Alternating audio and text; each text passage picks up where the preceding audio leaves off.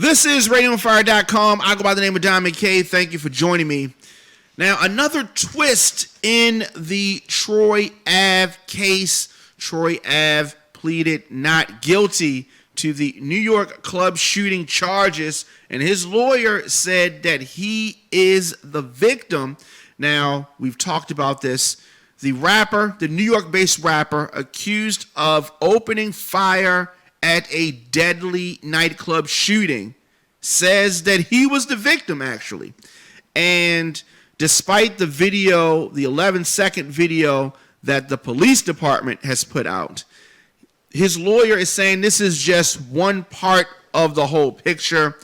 Real name, Roland Collins, a.k.a. Troy Ave, accused of attempted murder and of shooting himself in the leg, was wheeled into court to face charges in a Wild West melee between shows Thursday at the Irvin Place nightclub in Union Square.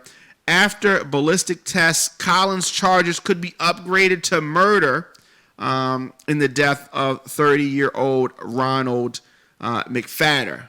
But new evidence has come out that he may have done this in self-defense, and as I said, he pled not guilty. Now, the shooting happened at a T.I. concert before T.I. actually took stage. He was not involved in the violence at all, sources say.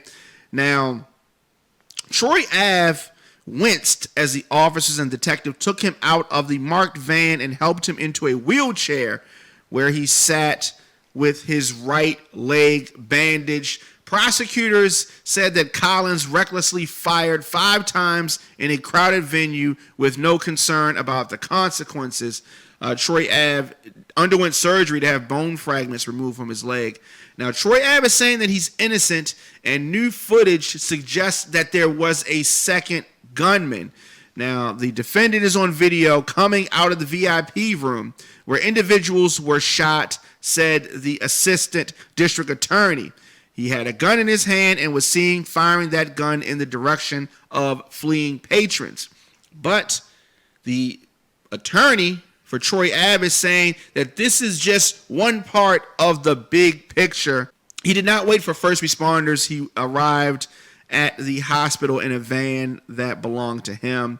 The district attorney, assistant district attorney, went on to say that when cops searched the van, they found 3 guns inside, and one ballistic test confirmed that one of those guns was actually used at Irvin Plaza.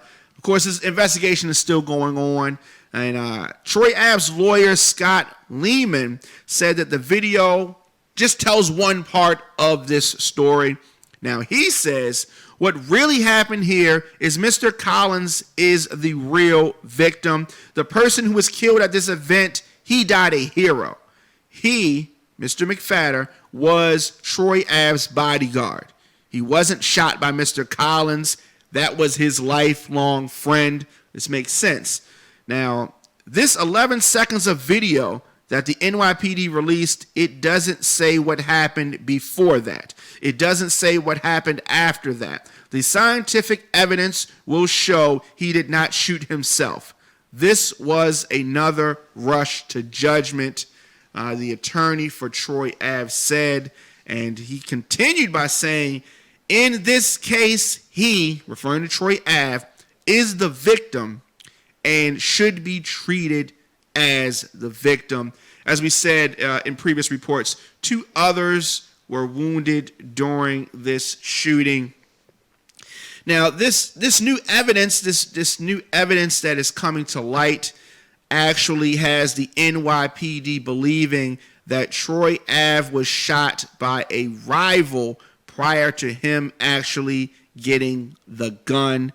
And I think that it's very fortunate that we have some of this video evidence because, you know, we can get the full scope of this as the investigation continues into this shooting.